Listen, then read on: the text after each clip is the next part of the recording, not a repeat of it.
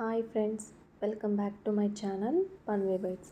ఈరోజు రెసిపీ వచ్చేసి ప్రాన్స్ కర్రీని తక్కువ మసాలాతో టేస్టీగా ఎలా ప్రిపేర్ చేసుకోవాలో ఇప్పుడు మనం ఈ వీడియోలో చూద్దాం. దానికోసం ముందుగా ప్రాన్స్ని అయితే తీసుకొని శుభ్రంగా వాష్ చేసుకొని 2-3 టైమ్స్ ఇలాగ ఒక బాండీలోకి ట్రాన్స్ఫర్ చేసుకోవాలి.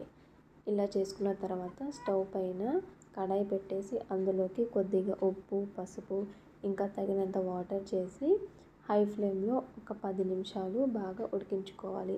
ఈలోపు అవి ఉడికేలోపు మనం ఆనియన్స్, టొమాటోస్ కట్ చేసుకుందాం.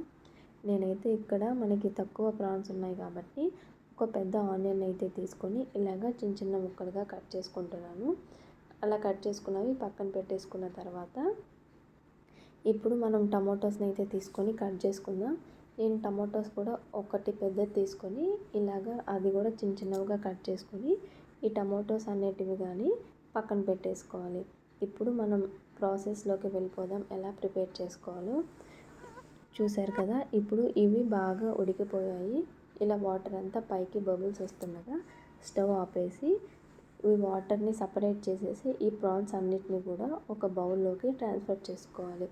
ఇప్పుడు అదే కడాయిని వాష్ చేసి అందులోకి కొద్దిగా ఆయిల్ని యాడ్ చేసి ఈ ఆయిల్ కొంచెం హీట్ అయిన తర్వాత అందులోకి 1/2 టేబుల్ స్పూన్ ఆవాలను అయితే యాడ్ చేసుకోవాలి. ఈ ఆవాలు అనేటివి చిటపటలాడేంత వరకు ఉంచి అందులోకి 2 యాలకులు, దాల్చిన చెక్క, లవంగాలు వేసుకొని ఇవి ఫ్రై అయిన తర్వాత మనం ముందుగా కట్ చేసి పెట్టుకున్న ఆనియన్స్ని కూడా వేసి వీటిని మంచిగా ఫ్రై చేసుకోవాలి. ఆనియన్స్ ఫ్రై అయిన తర్వాత అందులోకి 1 టేబుల్ స్పూన్ దాకా అల్లం వెల్లుల్లి పేస్ట్ వేసి ఈ అల్లం వెల్లుల్లి పేస్ట్ పచ్చివాసన పోయేంత వరకు బాగా ఫ్రై చేసుకోవాలి. తర్వాత మనం ముందుగా కట్ చేసి పెట్టిన టమాటోస్ కానీ వేసి ఈ టమాటోస్ అనేవి సాఫ్ట్గా అయ్యేంత వరకు మంచిగా కుక్ చేసుకోవాలి. ఇప్పుడు ఇందులోకి మనం టేస్ట్కి సరిపడా ఉప్పు అలాగే తగినంత కారాన్ని యాడ్ చేసి ఒకసారి బాగా మిక్స్ చేసుకోవాలి. ఇలా మిక్స్ చేసుకున్న తర్వాత మనం ముందుగా ఉడికించి పక్కన పెట్టుకున్నాం కదా ప్రాన్స్, వాటిని కూడా వేసేయాలి ఈ ఆయిల్లోకి.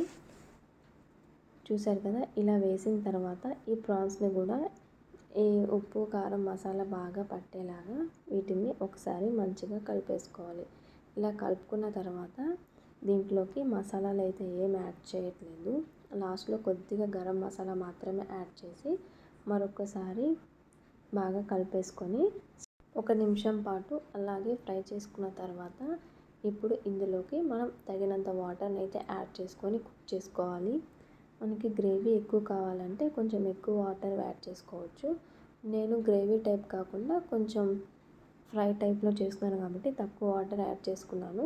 ఇలాగా 2 నిమిషాలు కుక్ చేసుకున్న తర్వాత లాస్ట్లో కొత్తిమీర ఉంటే కొత్తిమీర చల్లేసుకొని స్టవ్ ఆపేసుకుంటే ఎంతో టేస్టీ ప్రాన్స్ కర్రీ అయితే రెడీ అయిపోతుంది.